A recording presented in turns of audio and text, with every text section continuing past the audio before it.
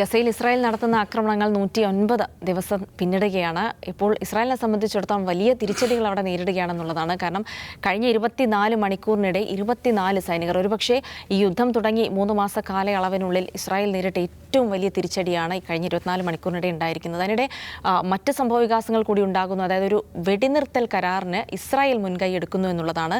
2 മാസത്തെ വെടിനിർത്തൽ കരാർ, അതുവഴി ബന്ദിമോചനം സാധ്യമാക്കുക എന്നൊരു നിലപാട്, അതിനുള്ള മധ്യസ്ഥ ശ്രമങ്ങൾ ആരംഭിച്ചു കഴിഞ്ഞു എന്ന റിപ്പോർട്ട് കൂടിയാണ് ഇസ്രായേലിൽ നിന്ന് വരുന്നത്. ദൗദ് സർ, അതായത് നമുക്കറിയാം നെതന്യാഹു സ്വന്തം രാജ്യത്ത് അനുഭവിക്കുന്ന ഒരു സമ്മർദ്ദമുണ്ട് ബന്ദിമോചനത്തിനായി. നിരന്തരം ആളുകൾ വലിയ റാലികൾ നടത്തുന്നു നെതന്യാഹുവിനെതിരെ പ്രതിഷേധം. അത് രാജ്യത്തെ ജനങ്ങളിൽ നിന്ന് മാത്രമല്ല, മന്ത്രിസഭയിൽ നിന്നൊക്കെ അദ്ദേഹം നേരിടുന്നുണ്ട്. അതിൻ്റെ ഭാഗമായി ഇപ്പോൾ കുറച്ച് അത്ഭുതത്തോടെയാണ് കേൾക്കുന്നത് ഇസ്രായേൽ തന്നെ ഒരു ബന്ദിമോചന ചർച്ചകൾക്ക് അല്ലെങ്കിൽ ഒരു വെടിനിർത്തലിന് മുൻകൈ എടുക്കുന്നു എന്നുള്ളത്. ഹമാസിൻ്റെ പ്രതികരണം എനിക്ക് തോന്നുന്നു ഇക്കാര്യത്തിൽ ഇതുവരെ ലഭ്യമായിട്ടില്ല. അപ്പോൾ ഇസ്രായേൽ ഒരു പക്ഷേ ഇപ്പോൾ നന്നായി ആഗ്രഹിക്കുന്നുണ്ട് താൽക്കാലികമായെങ്കിലും ഒരു വെടിനിർത്തൽ വേണമെന്ന്, ബന്ദിമോചനം സാധ്യമാക്കണമെന്ന്. അതിൽ ഇന്ന് 109ാമത്തെ ദിവസമാണല്ലോ. ഇപ്പോൾ ഇവിടെ ഈ സംഘർഷത്തിൻ്റെ കുറിച്ച് നമ്മളൊന്ന് എടുക്കുമ്പോൾ ശരിക്കും പറഞ്ഞാൽ ഒരു വശത്ത് ഭയങ്കരമായ വേദനാജനകമായ കഥകൾ, മറുവശത്ത് വിചിത്രമായ കഥകൾ, വിസ്മയകരമായ കഥകൾ, ഇത് മൂന്നും ഒരേ സമയം വന്നുകൊണ്ടിരിക്കുന്ന ഒരു തിയേറ്ററായിട്ട് അത് മാറിയിരിക്കുകയാണ്. വേദനാജനകമായ കഥ എന്താണെന്ന് ചോദിച്ചാൽ ഇത് തന്നെയാണ്. ഇസ്രായേലിൻ്റെ ഏരിയൽ സ്ട്രൈക്ക്, ആകാശത്തുനിന്ന് അവർ നടത്തുന്ന ബോംബിങ്. ഇപ്പോൾ കഴിഞ്ഞ 24-28 മണിക്കൂറായിട്ട് ഖാൻ യൂനിസ് എന്ന് പറയുന്ന ഒരു പ്രദേശം അവർ ഓൾമോസ്റ്റ് വളഞ്ഞിരിക്കുകയാണ്. നമ്മൾ മനസ്സിലാക്കേണ്ട ഒരു കാര്യം എന്ന് പറഞ്ഞാൽ ഗസ എന്ന് പറയുന്നത് തന്നെ ഒരു ചെറിയ പ്രദേശം. അപ്പോൾ അതിൽ ഒരു ഭാഗത്ത് നോർത്തേൺ ഗസയിലുള്ള ആളുകൾ എല്ലാവരും സദേൺ ഗസയിലേക്ക് ആട്ടിപ്പായിക്കപ്പെട്ടതാണ്. അവിടെ ഇങ്ങനെ തിങ്ങി നിൽക്കുകയാണ് ആളുകൾ, 22 ലക്ഷം മനുഷ്യർ. അപ്പോൾ അതിൽപ്പെട്ട ഒരു സിറ്റിയാണ് ഖാൻ യൂനിസ് എന്ന് പറയുന്നത്. ഈ ഖാൻ യൂനിസ് വളഞ്ഞിട്ട് നിരന്തരമായി ബോംബിട്ടുകൊണ്ടിരിക്കുകയാണ് ആകാശത്ത് നിന്ന്. ഒരു ദിവസം ഇപ്പോൾ കഴിഞ്ഞ 3-4 ദിവസമായിട്ട് 150-നും 200-നും ഇടയിൽ ആളുകൾ എല്ലാ ദിവസവും കൊല്ലപ്പെടുന്നുണ്ട്. ഇപ്പോൾ അവിടെ നിന്ന് വന്നുകൊണ്ടിരിക്കുന്ന വാർത്ത എന്താണെന്ന് വെച്ചിട്ടുണ്ടെങ്കിൽ അൻ-നസർ ആശുപത്രിക്ക് നേരെ ആക്രമണം നടക്കുന്നു. അവിടെയുള്ള റെഡ് ക്രസൻറ്റിൻ്റെ ഓഫീസിന് നേരെ ആക്രമണം നടക്കുന്നു. റെഡ് ക്രസൻറ്റ് എന്ന് പറഞ്ഞാൽ ഈ പറയുന്ന കുഴപ്പങ്ങളൊക്കെ ഉണ്ടാകുമ്പോൾ ആളുകളെ രക്ഷിക്കാൻ വേണ്ടിയിട്ട് ആംബുലൻസുമായിട്ട് പോകുന്ന, മെഡിക്കൽ സർവീസുമായിട്ട് പോകുന്ന ടീമാണ്. അപ്പോൾ ആശുപത്രികൾ ആക്രമിക്കുക, റെഡ് ക്രസൻറ്റിൻ്റെ ഓഫീസ് ആക്രമിക്കുക, പിന്നെ ഭക്ഷണമില്ലാതെ ആളുകൾ പ്രയാസപ്പെടുന്നു. UN ഉദ്യോഗസ്ഥന്മാർ തന്നെ പറയുന്നു കാലിത്തീറ്റ പോലും ആളുകൾ ഭക്ഷണമാക്കുന്നു എന്ന് പറയുന്നുണ്ട്. ഇന്ന് മറ്റൊരു മാധ്യമത്തിൽ വന്ന റിപ്പോർട്ട്, ഞാൻ ആദ്യമായിട്ടാണ് അങ്ങനെ ഒരു പദം കേൾക്കുന്നത്. എന്താണ് WCSNF എന്ന് പറഞ്ഞിട്ടുണ്ടെങ്കിൽ wounded children no family support എന്ന് പറയുന്ന ഒരു കാറ്റഗറി. അത് ഇവർ ഒരു ഒഫീഷ്യലായി ഉപയോഗിക്കുന്ന ഒരു ടെർമിനോളജിയാണ്. അതെന്താണെന്ന് വെച്ചിട്ടുണ്ടെങ്കിൽ അവിടെ ആയിരക്കണക്കിന് കുഞ്ഞുങ്ങൾ പരിക്കേറ്റ് കഴിയുകയാണ്. പരിക്കുന്ന അതിമാരകമായ പരിക്ക്, കൈ നഷ്ടപ്പെട്ടവരുണ്ട്, കാല് നഷ്ടപ്പെട്ടവരുണ്ട്, ഇനിയും ഭേദമാകാത്ത മുറിവുകളുമായിട്ട് കഴിയുന്ന കുഞ്ഞുങ്ങളുണ്ട്. അവർ വിത്ത് നോ ഫാമിലി സപ്പോർട്ട് എന്ന് പറഞ്ഞാൽ അവർ ഹോസ്പിറ്റലിൽ അവരെ ഡിസ്ചാർജ് ആയിട്ട് വിടുക എന്ന് വിചാരിക്കുക. അവർക്ക് അച്ഛനില്ല, അമ്മയില്ല, ജ്യേഷ്ഠനില്ല, അനുജനില്ല. അവരെ സംരക്ഷിക്കുവാൻ അവരുടെ ഒരു കുടുംബാംഗം പോലും ഇല്ലാത്ത, ഒന്നാലോചിച്ച് നോക്കുക, ഒരു 10 വയസ്സായ ഒരു കുഞ്ഞ്, 5 വയസ്സായ ഒരു കുഞ്ഞ് അതിഗുരുതരമായ പരിക്ക് പറ്റിയിട്ട് കഴിയുകയാണ്. അവരുടെ ഫാമിലിയിൽ, ആ കുഞ്ഞിൻ്റെ ഫാമിലിയിൽ ഒരാൾ പോലും അവനെ അറ്റൻഡ് ചെയ്യുവാൻ, അവനെ തിരിഞ്ഞു നോക്കാനില്ല. അങ്ങനത്തെ ആയിരക്കണക്കിന് കുഞ്ഞുങ്ങൾ WCNSF എന്ന് wounded children with no family support അതാണ് അവർ ഉപയോഗിക്കുന്ന ടേം. അതിന് അങ്ങനെ നോക്കുകയാണെങ്കിൽ മറുവശത്ത് അതാണ് അതിലും ഭീകരമായുള്ള കാര്യം. റഫ അതിർത്തിക്ക് അപ്പുറത്ത് ഈജിപ്തിൽ അതിൻ്റെ ഈ ആകാശ ദൃശ്യങ്ങൾ കണ്ടാൽ നമ്മൾ അത്ഭുതപ്പെട്ടു പോകും. 100 ട്രക്കുകൾ ഇങ്ങനെ വരിയായി നിൽക്കുകയാണ്. എന്തിനു വേണ്ടി? ഗസയ്ക്ക് വേണ്ടിയുള്ള സഹായം, ഭക്ഷ്യവസ്തുക്കളും മരുന്നുകളും. ഇത് ഈ റഫ ബോർഡർ ഇങ്ങനെ അടച്ചിട്ടുകൊണ്ട് അങ്ങോട്ട് നോക്കണം, കാണുന്ന ദൂരത്തിലാണ് ഈ റഫ ബോർഡർ. ഞാൻ ആ സ്ഥലത്ത് പോയതുണ്ട്. റഫ ബോർഡറിൻ്റെ ഇപ്പുറത്ത് നിന്നാൽ നമുക്ക് ഗസ ഇങ്ങനെ കാണാം. അവിടെ ഇങ്ങനെ ബോംബുകൾ വന്ന് വീഴുന്നു, മനുഷ്യർ മരിച്ചു വീഴുന്നു. അതിൻ്റെ ഇപ്പുറത്ത് ആയിരക്കണക്കിന് ട്രക്കുകൾ, ബില്യൺ കണക്കിന് ഡോളറിൻ്റെ സഹായ വസ്തുക്കളുമായിട്ട് കെട്ടിക്കിടക്കുകയാണ്. ആ ഗേറ്റ് ഒന്ന് തുറന്നാൽ മതിയെന്ന്. സാധാരണ ഒരു ഗേറ്റാണത്. ആ ഗേറ്റ് തുറന്നാൽ കിടക്കാവുന്നതേ ഉള്ളൂ. അങ്ങനെ ആ നിലക്കുള്ള ദയനീയമായിട്ടുള്ള, വേദനാജനകമായിട്ടുള്ള, അതാണ് ഒരു ചിത്രം എന്ന് പറയുന്നത്. മറുവശം വിചിത്രമായ കഥ എന്താണെന്ന് ചോദിച്ചിട്ടുണ്ടെങ്കിൽ ഇസ്രായേലും ഹമാസും നമ്മൾ യുദ്ധമാണല്ലോ ഇത്. ഇപ്പോൾ ഇസ്രായേലിനകത്ത് ഒരു യുദ്ധം നടന്നുകൊണ്ടിരിക്കെ ഒരു രാജ്യത്തെ സർക്കാരിനെതിരെ അവിശ്വാസ പ്രമേയം വരിക എന്ന് പറയുന്ന ഒരു കഥയൊന്ന് ആലോചിച്ച് നോക്കുക. കഴിഞ്ഞ ദിവസം നെതന്യാഹു സർക്കാരിനെതിരെ അവിശ്വാസ പ്രമേയം കൊണ്ടുവന്നത് പാസ്സായില്ല. പക്ഷേ അവിശ്വാസ പ്രമേയം വന്നു, അത് നടക്കുകയാണ്. ഇപ്പോൾ അവിടെയുള്ള മന്ത്രിസഭ എന്ന് പറഞ്ഞാൽ വാർ ക്യാബിനറ്റാണ്. എന്ന് പറഞ്ഞാൽ നേരത്തെയുള്ള നെതന്യാഹുവിൻ്റെ ലിക്വിഡ് പാർട്ടിയുടെ മന്ത്രിസഭയല്ല. ആ മന്ത്രിസഭ പിരിച്ചു വിട്ടിട്ട് വാർ ക്യാബിനറ്റ്, എല്ലാ പാർട്ടികളിലും ആളുകളെ ചേർത്തിട്ടുള്ള മന്ത്രിസഭയാണ്. അപ്പോൾ വാർ ക്യാബിനറ്റ് എന്ന് പറഞ്ഞാൽ എന്താ, യുദ്ധത്തെ അഭിമുഖീകരിക്കാൻ വേണ്ടി സവിശേഷമായി ഉണ്ടാക്കിയൊരു സംവിധാനമാണ്. അപ്പോൾ ഏറ്റവും ഐക്യത്തോടു കൂടി അവരാണ് പ്രവർത്തിക്കേണ്ടത്. ഈ വാർ ക്യാബിനറ്റിലെ അംഗങ്ങൾ, മന്ത്രിമാർ പരസ്പരം പരസ്യമായി വിഴുപ്പലക്കുന്നു. ഇപ്പോൾ ഗാഡി ഐസൻകോട്ട് എന്ന് പറയുന്ന മന്ത്രി, അദ്ദേഹം മിനിസ്റ്റർ വിതൗട്ട് പോർട്ട്ഫോളിയോ ആണ്, വകുപ്പില്ല അദ്ദേഹത്തിന്. ആ മന്ത്രി ഇസ്രായേലിൽ തന്നെ ഒരു ചാനൽ 12 2 ദിവസം മുമ്പ് നൽകിയ ഇൻ്റർവ്യൂവിൽ അദ്ദേഹം എന്താ പറയുന്നത്, ഈ യുദ്ധം ഹമാസിനെ തോൽപ്പിക്കുക എന്ന് പറയുന്നത് വിജയിക്കാൻ പോകുന്നില്ല. നെതന്യാഹു പറഞ്ഞുകൊണ്ടിരിക്കുന്നത് മുഴുവൻ നുണയാണ്. പരിക്ക് പറ്റിയവരുടെ എണ്ണം, മനോരോഗികളായ പട്ടാളക്കാരുടെ എണ്ണം, ഇതിനെക്കുറിച്ച് ഇങ്ങേര് പറയുന്ന കണക്കുകളെല്ലാം പൊള്ളയാണ്. അതിനേക്കാൾ കൂടുതലാണ്. ആരാണ് പറയുന്നത്? ഈ വാർ ക്യാബിനറ്റിലെ ഒരു മിനിസ്റ്റർ. ഈ മിനിസ്റ്ററെ കുറിച്ച് നമ്മൾ മനസ്സിലാക്കേണ്ട കാര്യം, ഇദ്ദേഹം നേരത്തെ അവിടുത്തെ പട്ടാള മേധാവിയായിരുന്നു, IDFൻ്റെ ചീഫായിരുന്നു. എന്ന് പറഞ്ഞാൽ അതിൻ്റെ അർത്ഥം ഇവരെക്കാൾ അനുഭവ പരിചയമുള്ള ആളാണ്. ഗസയിൽ തന്നെ പോയി യുദ്ധം ചെയ്ത് പരിചയമുള്ള ആളാണ്. യൂണിറ്റി പാർട്ടിയുടെ നേതാവാണ്. അദ്ദേഹം പറയുകയാണ് ഈ യുദ്ധം വിജയിക്കാൻ പോകുന്നില്ല. മന്ത്രിസഭയിലൊരംഗം. അത് വേറെ വളരെ സ്ട്രൈക്കിംഗ് ആയിട്ടുള്ളൊരു കാര്യം അദ്ദേഹം പറയുന്നുണ്ട്. ഇസ്രായേലിൻ്റെ യുദ്ധ ലക്ഷ്യങ്ങളായിട്ട് വെച്ചിട്ടുള്ള 2 കാര്യങ്ങൾ, ഒന്ന് എലിമിനേഷൻ ഓഫ് ഹമാസ്, 2 ബന്ദികളുടെ മോചനം. ഇത് രണ്ടും പരസ്പര വിരുദ്ധമായ ലക്ഷ്യങ്ങളാണ്. കാരണം നിങ്ങൾ ഹമാസിനെ തകർക്കുക എന്നാണ് നിങ്ങളുടെ ലക്ഷ്യമെങ്കിൽ അത് വിജയിക്കാൻ പോകുന്നില്ല.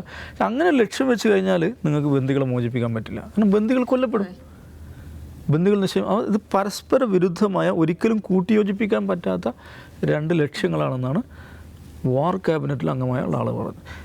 പിന്നെ തെരുവിൽ നടക്കുന്ന പ്രക്ഷോഭങ്ങൾ എല്ലാ 24 മണിക്കൂറും രാത്രിയിലടക്കം നെതന്യാഹുവിൻ്റെ ഓഫീസിന് മുമ്പിലും അദ്ദേഹത്തിൻ്റെ സ്വകാര്യ വസതിക്ക് മുമ്പിലും പ്രതിഷേധം നടക്കുകയാണ്. സ്വകാര്യ വസതിക്ക് മുമ്പിൽ ടെൻറ്റ് കെട്ടിയാണ് ആളുകൾ അവിടെ ടെൻറ്റ് കെട്ടി താമസിച്ചിട്ടാണ് പ്രതിഷേധിക്കുന്നത്. ഇതൊരു യുദ്ധം നടക്കുന്ന ഒരു രാജ്യത്ത് നമ്മൾക്ക് കാണാൻ പറ്റാത്ത വിചിത്രമായിട്ടുള്ള കാര്യമാണ്. അപ്പം ജിൽസി പറഞ്ഞ മാതിരി ഈ പറയുന്ന ബന്ദിമോചന കരാറിന് വേണ്ടി ഇസ്രായേൽ ശ്രമിക്കുന്നത് എന്തിനാണെന്ന് വെച്ചിട്ടുണ്ടെങ്കിൽ ഈ പ്രഷർ, ഇൻറ്റേർണൽ പ്രഷർ അതിഭയങ്കരമായിട്ട് വർദ്ധിക്കുന്നുണ്ട് ബന്ദികളുടെ മോചനം എന്നിട്ട്.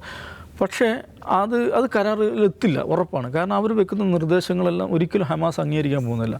ഒരു നിർദ്ദേശം എന്താണ്, ഹമാസിൻ്റെ നേതാക്കൾ, ഗസയിലെ നേതാക്കൾ എക്സൈലിലേക്ക് പോവുക, മറ്റ് രാജ്യങ്ങളിലേക്ക് മാറി താമസിക്കുക. ഹമാസ് ഒരു കാലത്ത് അംഗീകരിക്കുമെന്ന് എനിക്ക് തോന്നുന്നില്ല.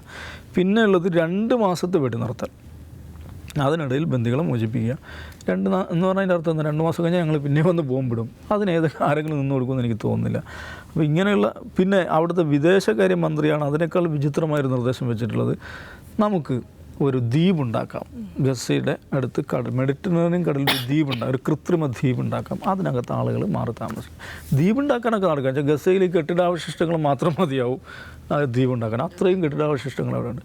അപ്പോൾ അങ്ങനെ പ്രസ്താവന അദ്ദേഹം നടത്തി. യൂറോപ്യൻ യൂണിയൻ അതിശക്തമായിട്ടുള്ള ഇതാണ് വന്നിരിക്കുന്നത്. അപ്പോൾ ഈ പറയുന്ന ഇൻറ്റേർണൽ പ്രഷർ ഉണ്ടൊരു ഭാഗത്ത്, മറുവശത്ത് യൂറോപ്യൻ യൂണിയനും അമേരിക്കയും എല്ലാവരും നേരത്തെ ഉള്ളതിനേക്കാൾ ഗൗരവത്തിലും സ്പഷ്ടമായ ഭാഷയിലും 2 സ്റ്റേറ്റ് സൊല്യൂഷനെ കുറിച്ച് പറഞ്ഞുകൊണ്ടിരിക്കുന്നു.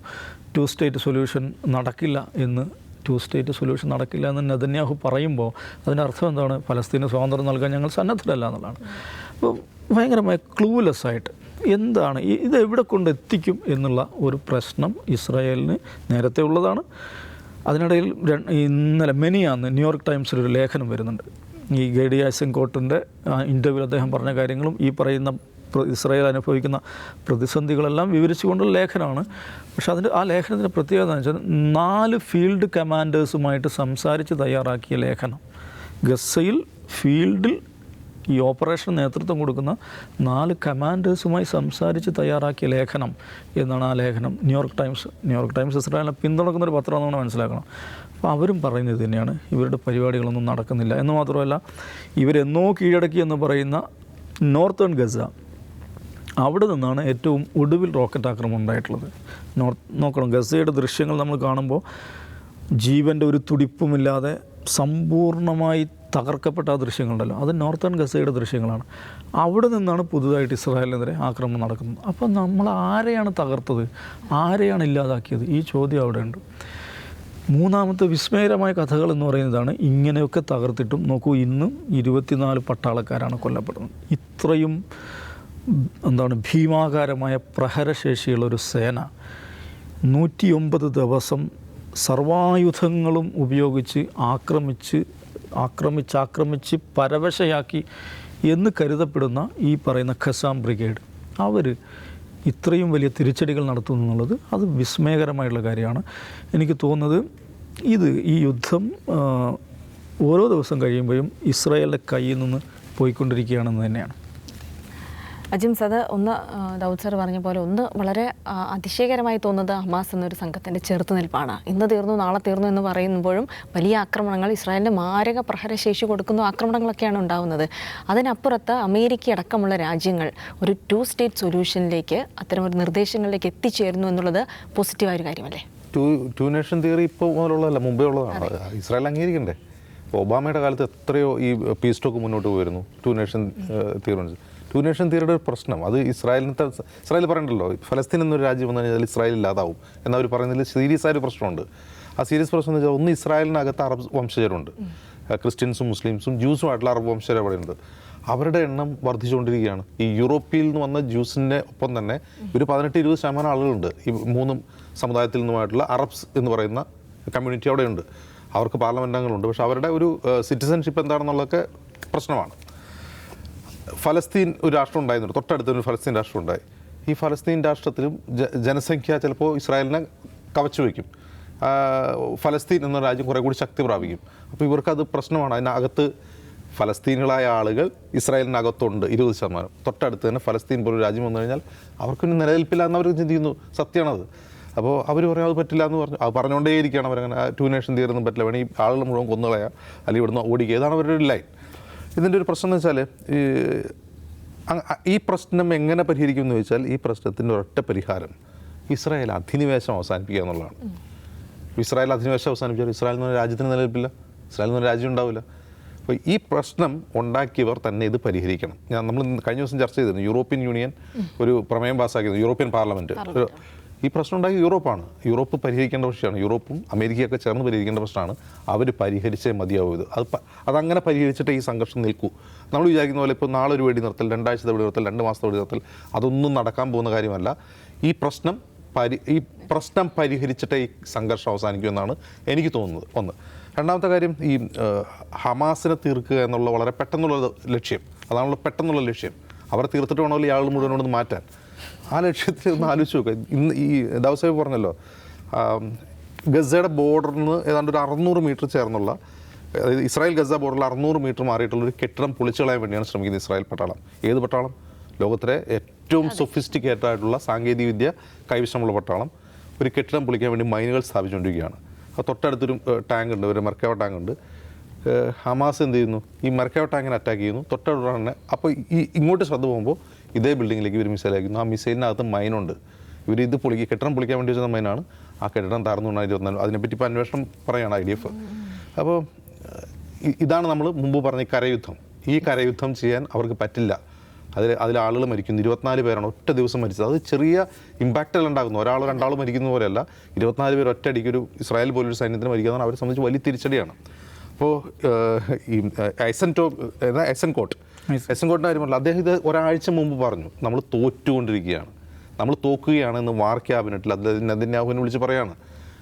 അങ്ങനെ ഒരു വാർ ക്യാബിനറ്റിൽ, അതായത് ഒരു മുൻ ചീഫ് ഓഫ് സ്റ്റാഫ് ആയിട്ടുള്ള ഒരാൾ, ഇപ്പോഴത്തെ വാർ ക്യാബിനറ്റിലെ മന്ത്രി, അദ്ദേഹം വിളിച്ചു പറയുമ്പോൾ അത് കേട്ടുകൊണ്ടിരിക്കുന്ന മറ്റാളുകളുടെ മാനസികാവസ്ഥ എന്ന് ആലോചിച്ചു. അപ്പോൾ നെതന്യാഹു പറയുന്നു യുദ്ധം തുടരണം എന്ന് പറയുന്നത്. ഇത് കേട്ടുകൊണ്ടിരിക്കുന്ന ആളുണ്ടല്ലോ. എന്ന് മാത്രമല്ല, ഇത് അവിടെ നടക്കുന്ന മുഴുവൻ കാര്യങ്ങളും A to Z ഇസ്രായേലി മാധ്യമങ്ങൾ പുറത്ത് റിപ്പോർട്ട് ചെയ്യുന്നുണ്ട്. അവിടെ നടക്കുന്ന എല്ലാ വെർബാറ്റം, അവരെന്താണ് സംസാരിച്ചത്, അയാൾ എന്താണ് മറുപടി എന്നെല്ലാം ഇത് കേട്ടുകൊണ്ടിരുന്ന ജനങ്ങളെന്താ വിചാരിക്കുക?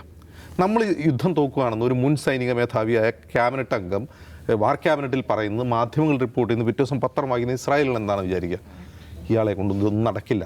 ആ ആളുകളുടെ ഫ്രസ്ട്രേഷനാണ് ഇപ്പോൾ നെതന്യാഹുവിൻ്റെ വീടിന് മുമ്പിൽ കാണുന്നത്.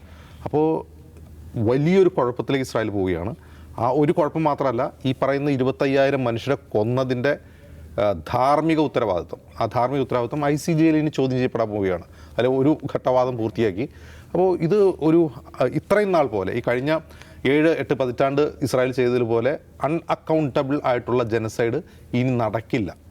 ഇതിനൊരു അവസാനം വരാൻ പോവുകയാണ്. ഇസ്രായേലിൻ്റെ ഈ 8 പതിറ്റാണ്ട് നീണ്ട എന്താ പറയുക വംശഹത്യാപരവും അധിനിവേശപരവുമായ എല്ലാ അതിക്രിയകൾക്കും അവസാനം വരാൻ പോവുകയാണെന്ന് തന്നെയാണ് എനിക്കിത് മനസ്സിലാവുന്നത്. ശരി, എന്തായാലും ഈ പ്രശ്നം തുടങ്ങി വെച്ച ആളുകൾ തന്നെ പ്രശ്നം പരിഹരിക്കുക, ഒരു ശാശ്വത പരിഹാരം ഉണ്ടാക്കുക, അതിലേക്കാണ് ഒരു പക്ഷേ വരും നാളുകളിൽ എത്തിച്ചേരുക എന്നൊരു പ്രതീക്ഷ മാത്രമാണ് ഇപ്പോഴുള്ളത്. ഔട്ട് ഓഫ് ഫോക്കസ് പൂർണ്ണമാകുന്നു. നാളെ വീണ്ടും കാണാം.